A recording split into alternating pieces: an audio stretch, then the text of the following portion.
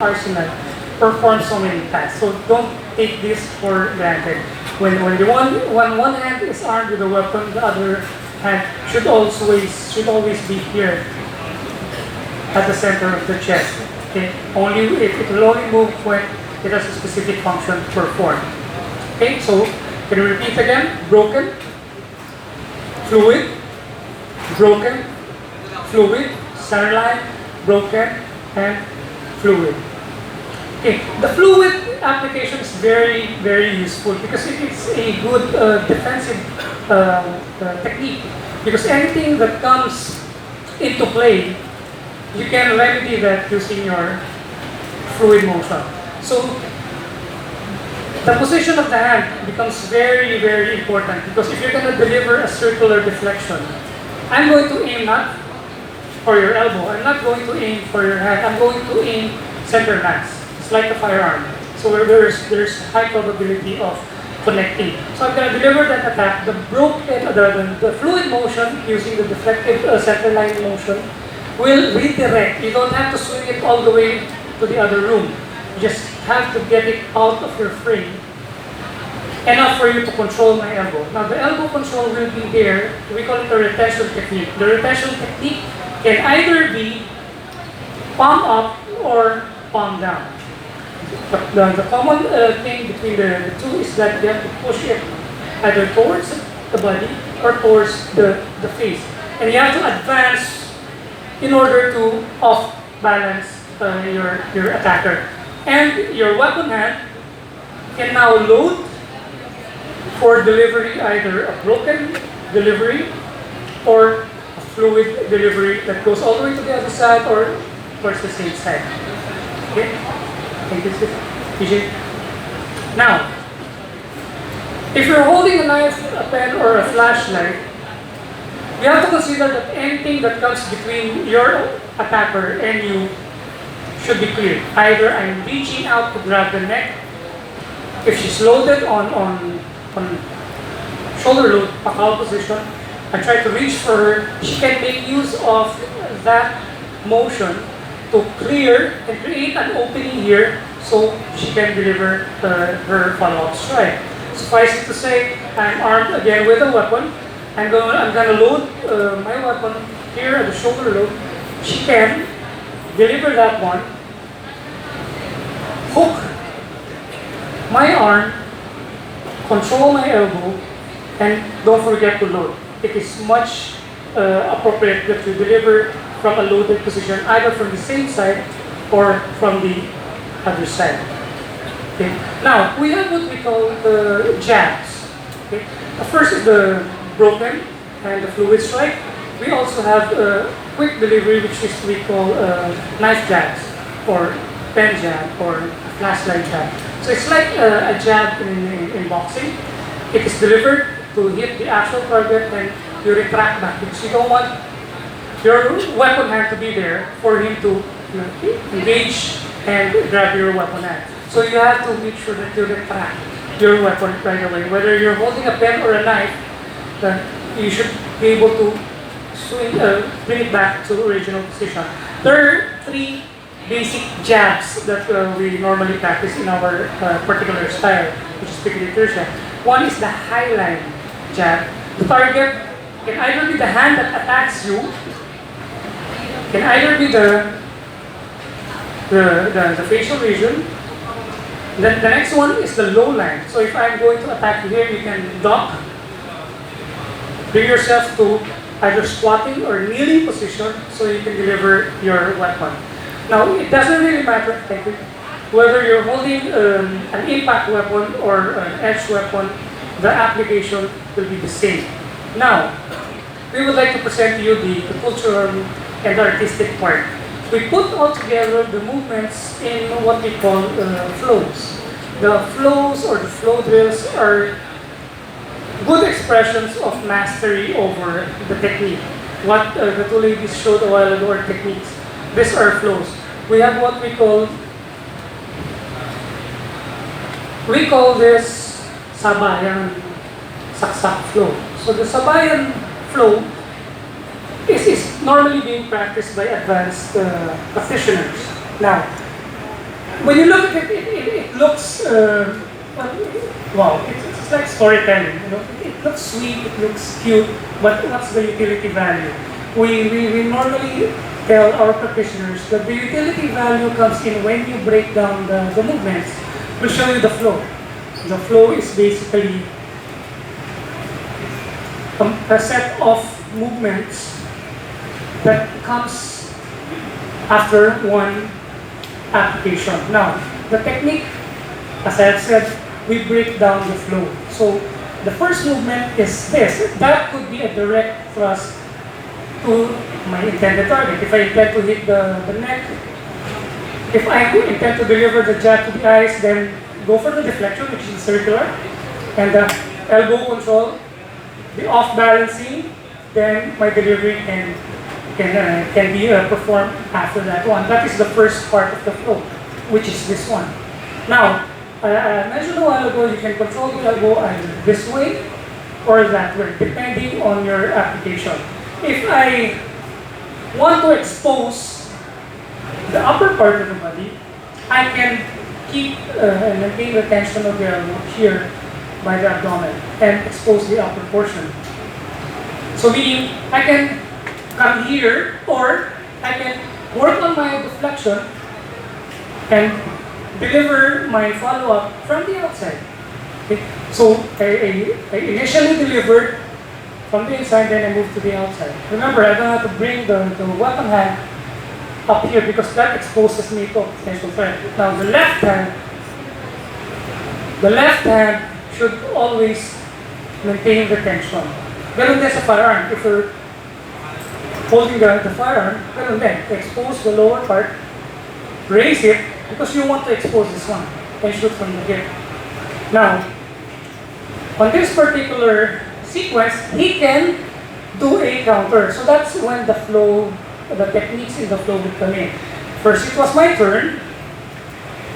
Now, it's his turn. So he's going to perform a retention technique here and load his weapon by the shoulder and deliver that strike. So that's step number 2. Step number 3, if he controls this one and loads for that one, I can evade by doing a removal. So I can expose this one, but I have to expect that this can also come into play. So if I deliver this one, he can perform that reach and he can again reintroduce the knife. So it's all about anticipation. So when you engage someone, you have to anticipate that the left hand can come into play. So you notice we explore the elbow side because the elbow side is your safe side because there's no hand here that he can make use of to grab your hair, to grab your neck. So from this, I can work on this one, but he can do the same. So the flow now becomes interesting. Oh, nasagot siya. He's got the answer to my technique. So the flow now becomes a good exchange. So that is his entry.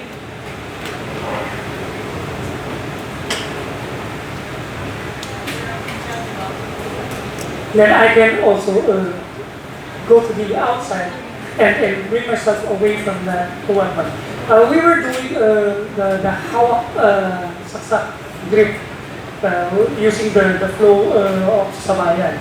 Now, I mentioned a while ago that you normally use your flashlight or your ball pen using hawak pakal. We'd like to show you first one of the drills that we normally do in hawak pakal. So this is what we call sagang lago. So this is, again, a flow. But the flow is explored yung safe side. So he goes outside. The closest distance between 2 points is straight line. So since ito yung pinakamalapit, I can make use of this, not to block it, but just to do a stop it and I have to inch my way out. We can also explore the inside. So this now is a flow that we normally do exploring the inside. And we can mix it up. We can introduce other movements depending on the level of your skill and the amount of training that you have done already in your practice. Now, the movements are still the same. So he delivers that one, this now is my loaded position. But he can deploy this one and parry this one. Now, he is the aggressor and I have to deal with that one. So I can also parry that one. I can, again, perform the flow. Now, that is a flow. But what are the techniques that we can derive from that flow? First is you explore the outside. So you cut, then you move outside, then that's your usual delivery. If you want to explore, that's a cut, that's a cut. This is a retention, this is a distraction, and that's my application. Now, if I'm going to use the pen, it's the same. Probably I want to jab. It can be a pen again. It can be a flashlight, but the movement is the same. Paano yan, chief, pag walang weapon? You can make use of your slaps. The movement is the same. That's the beauty of our fighting art, which is common among Filipino martial arts. The movements are translatable using empty hands. So because you're working on principles of application. Pero pag pinili mo siya using the knife, I think this comes very handy for our uniform service. And this is what we normally teach them. Pero sa civilians, we're very careful sharing most of the techniques. Kasi whether you use the knife in a defensive situation, everybody who is involved in any knifing is considered guilty unless he proves himself innocent. So, kulong ka. So, if you carry the knife with you, when you go out, you're already citing yourself that you have something to employ. A lot of people say, oh, it's better me than me, or it's better them than me, or it's better to have it and don't need it, than need it and don't have it. I carry a knife in the car, but I don't carry the knife with me in person. What I carry are legal to carry tools. Because it's very difficult to explain why you're able to deliver all such blows with expertise. Kasi pinapractice mo. And this, when you practice, will really come out into play. But then again, if you practice the principles correctly, you can make use of any tool. So you're never unarmed at all. You're using knife principles, but you're using legal impact weapons.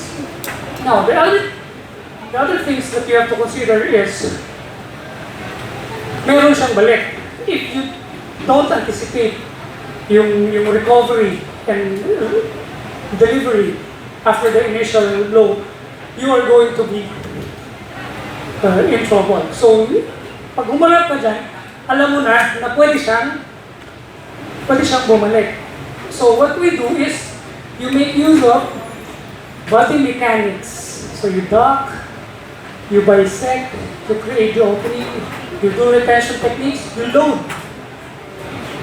Then you anticipate that one because sumutok, boom. So, those are some of the scenarios that we practice. So, kahit sumuntok siya, i-anticipate mo siya. And all the other techniques are just icing on the cake. So, we can make it as flashy as possible, but sometimes, it is the most simple application that works. Ano yun? Jabbing. So, you don't have to do all these hand movements. Gagawin mo lang is, get out of the way, then jab. But there are martial arts styles that fail to address yung issue ng range. Look, the most dangerous range as far as the edge and impact weapons are concerned is in infinite range. So ibig sabihin, arm's reach. Because I can distract, then I can deliver. I can redirect your attention, then I can deliver. So you do not engage someone with an edge or any weapon for that matter within this range. You have to be away. When a weapon is introduced or you sense that there is threat, automatically bring your hands up. Because this is a problem. So you need to bring it up, then bring it down. Unlike here, it gives him the impression that you're trying to appease him and let's not have any trouble. Okay, so at this particular range, when he delivers the attack, he will cover distance. Now, others would say, when he attacks you, you work on your 45 or you step forward. But we have what we call compensate. So when he attacks, you back up. Atras ka. Kasi if his intention is to breach the distance, your intention is to evade and do your diagonals. You're running right smack sa attack mo. You try it. You tell someone or you attack me with a knife, I'm gonna do my cute footwork strategy. And you will find yourself realizing you're running right smack in sa attack. So he covers range, you compensate. Load up, off balance, and deliver your attacks, your counter attacks. So it can be in the form of a jab. It can be in the form of deflection, or you just want to, you're not ready. You're not positioned properly. You might want to move to another position as you address the attack. Okay? So this one should always be anticipated, the return. So when you look at this, we call this the bisecting line. The bisecting line is going to happen whether you like it or not. Your arms will cross. Either you're engaged in empty hands or you're engaged with knife versus knife or impact weapon versus knife. Your arms are going to cross. Now, these are points of entry. This is another point of entry. This is another point of entry. You can move out, go to the rear of the attacker, and perform your movements.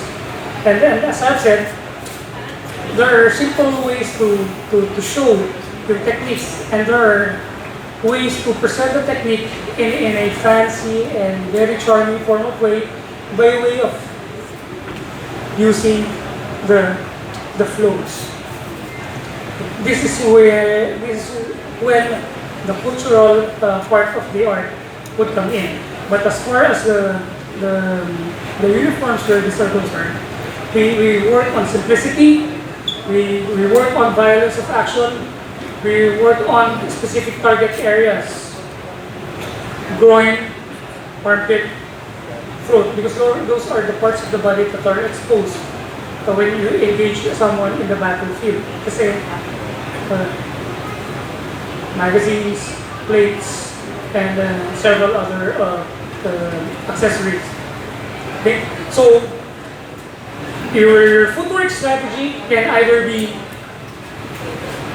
a 180 step or what we call the side step. Okay, the side step comes very useful if you are in a confined space. So ibig sabihin, you can redirect the attack, but then again have a good view of the weapon hand. Okay? So this one you can deliver your jabs or you can deliver your slashes and your thrusts. Ang use ng knife, again, we discourage that you carry a knife with you in public kasi it's against the law. If you bring your knife with you in public, you're already mindsetting that you will use the knife in any altercation that you deem fit to use the knife to protect yourself. But then again, be ready to address the consequences because there are consequences. So that brings us to the viable options available to us, which are your impact weapons,